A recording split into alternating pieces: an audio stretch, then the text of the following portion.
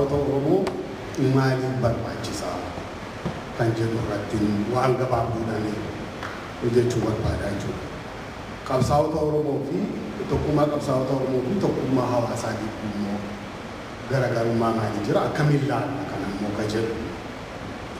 Tokkummaan kan nu barbaachisuu fi gabaabaa piraaktikaalii gaafa biyya keenya dhabnee mootummaa alagaa jalatti kufnu tokko tokkoon nu cabse diinni keenya. Isa tokko cabsee isa cabse sana isa kaan irra duulchisee akka kanaan gara bee'aan cabsee biyya keenya kunuunfatee jechuudha. Akkitti nu bulches haga danda'u uummata Oromoo qoodee akka inni tokkummaa hin qabaanne, gurmuu akka inni hin ijaaranne, hoggana akka inni hin qabaanne gochuudhaan yeroo dheeraadhaaf nu bulchuu danda'ee jechuudha. Sanarra dabalee akka nuyi ofitti qaanfanne eenyummaa keenya xiqqeessee tuffiidhaan nu salphisuudhaan uummata seenaan qabu, uummata aadaan qabu, ka aadaa boodatti hafaa akka nummaan mataan keenya eenyummaa keenyatti qaanfanne akka kanatti nu bulchaa ture jechuudha. Kana nuyi jireenya keenya keessatti irra geenye namni keenya haga eenyummaa isaa jijjiirutti maqaa fi eenyummaa isaa jijjiiree nama biraa ta'ee akka haga jiraachuu danda'u ture jechuudha. Kun uummanni kamiyyuu akka kanatti yeroo dheeraa turuu hin danda'u. Ka keessaa fincii, ka keessaa dammaqu inuma jiraata. Bara nu bulchaa turan kana hundaa'u yeroo adda addaatti bakka adda addaatti fincilaadha as ga'ee jechuudha. Akka nama tokko tokkotti gurmuudhaanis sirna cunqursaa sana irratti fincilaadha as ga'ee jechuudha. Dhumarratti akeeka politikaa fudhatee as ba'u gaafa gahu keessattuu gariin keenya ni yaadanna bara jalqabaa qabsoon Oromoo mataa ol qabachuu jalqabu namoonni of jijjiiranii eenyummaa isaaniillee jijjiiranii of dhoksanii jiraachuu barbaadan nama hedduutu nu dhiyeessaa ture. Jarri kun balaadhaan deemu jara sana dhiyeessaa jedhanii walitti himaniitu nu dhokachaa turanii jechuudha. Har'a bakka sana hin jiru gaarummaan isaa.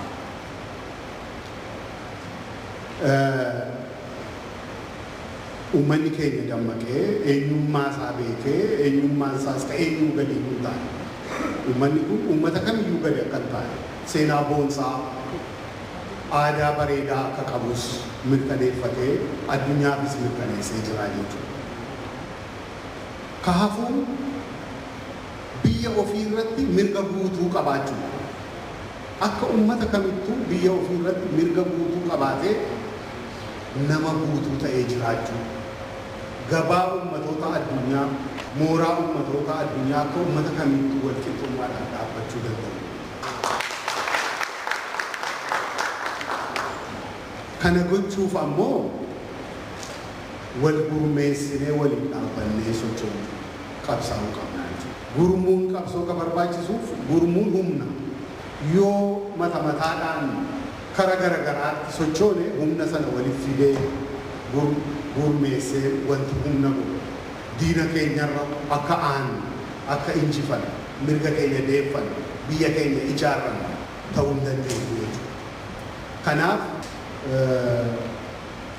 qabsaa'ota Oromoo dhugaatti bilisummaa mirga uummata isaaniitiif qabsaa'u garaagarummaa fedhe gidduu isaanii yoo jiraate diina sana irratti fuula deeffachuu waliin dhaabbachuu danda'u qooda murteessaa qabaachuu. Gara kaaniin ammoo yoo gurmuu qabaanne diina ofirraa tiksuus dura dhaabbachuus dandeenya. Yoo gurmuu qabsaa'otaa keessa garaagarummaan jiraate rakkinni jiraate ammoo karaan diinnis itti nama seena.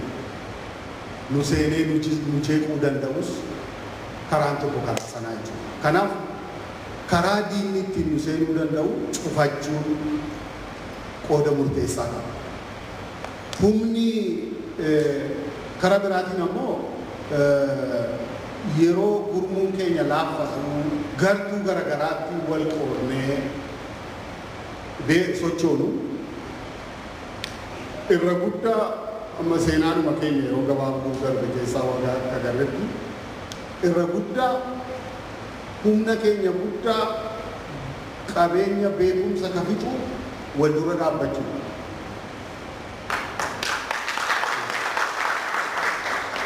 Humnatti wal dura dhaabbannu sana diina dura watti dhaabbanne irree keenya dachaa godhaa jechuudha. Walirratti qabsoo gochuudhaan iyyuu humna keenya fifna daranuu gurmuu keenya laaffisaa ummata keenya abdii kutachiisaa deemnaa jechuudha. Lammaffaa seenaa qabsoo keenyaa waggoota keessattuu haga bara 1992 ulaalle sana duras qabsoo keenya keessa rakkoo ni ture jechuudha. Haa ta'u ammoo rakkoo jiru sana dhawaataan injifachaa irra aanaa qabsoo jabeessaa as ga'ee kun immoo gara tokko laafinni qabsoon laaffachuun seenaa qabsoo biraa keessatti akka agarreetti wal afaan nama deebisuu ni macha. Yeroo qabsoon laaf hamleen namaas ni cabaa laafina qabsoos walirratti fayyuutti qabuun kun hundinuu laafina irraa dhufaa jechuudha. Gartuulee maqaa poolitikaa maqaa Oromootiin socho'an har'a jiran yoo ilaalle tokkoon isaanii iyyuu cimanii qabsoo Oromoo bakka tokkoon gahuu yoo danda'an filatamaadha. Kanaaf tokkummaan qabsaa'ota gidduu mirga keenya sana deebifachuudhaaf hamlee uummata keenya deebisanii kaasuudhaaf qooda guddaa qaba. Haga dandeenyu humnoonni mirga Oromootiif qabsoofna jedhamu kun hundinuu humna isaanii walitti qindeessanii gurmuu Oromoo jabeessanii jaarmaa haaromsanii yeroo jedhu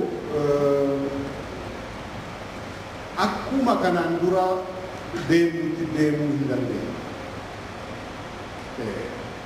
Haalaa fi yeroo wajjin deemuu danda'uu qaba.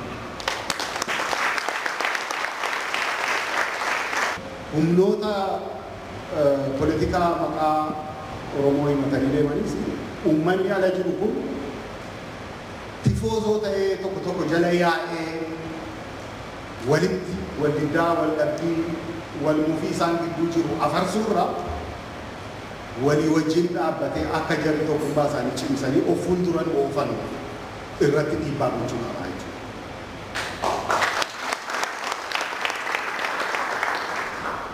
Uummanni kamiyyuu garagarummaa xixiqqaa ni qaba. Addunyaa kana hunda yoo ilaalle wanti uummanni amantii garaagaraa, gosa garaagaraa, naannoo garaagaraa itti dhalachuun eenyummaanis sadarkaa garaagaraa qabaachuun waan Oromoo irratti dhalate namni hundi ni qaba. Murteessaan wanti waliin qabnutu jira. Biyyummaa sabummaadha waliin qabnaa. Sanarra dhaabbanneeti mirga keenya falman bakka sanatti tokkummaa qabnaa jechuudha. Kanaaf garagarummaa xixiqqaan gidduu jiru salphifnee dhiphifnee uummata yeroo gabaabaa keessatti hiree isaa biyya ofii keessatti deebi'ee mirga isaa guutuu gonfatu nu haa godhu. Waan dhaggeeffataniif ulfaadhaa fayyadaa.